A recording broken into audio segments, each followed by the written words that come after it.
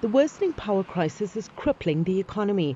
Small businesses are closing shop, unable to cope, while big businesses are spending their money on alternative energy instead of hiring new staff.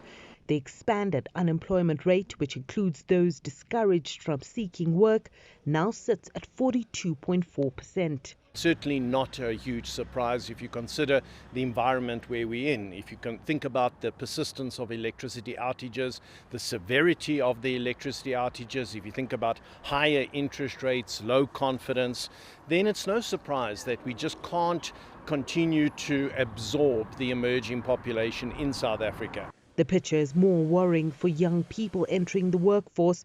Youth unemployment increased 1.1% to 46.5%. So when you look at the load shedding, what we know is that it costs the economy around about 2% GDP growth on an annual basis. If you said to me, what is the lost opportunity in terms of jobs, that's probably in the order of 200 to 300,000 jobs a year. So it's not necessarily that we're losing significant number of jobs. It's the lost opportunity. How many jobs could we have created if we didn't have load shedding? And in my mind, that's probably around about the 300,000 mark.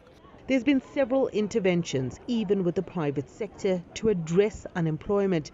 Some programs have been successful, but still not enough to absorb the millions of young people looking for work. I think private sector have really, in many places, led the charge in terms of inclusive hiring.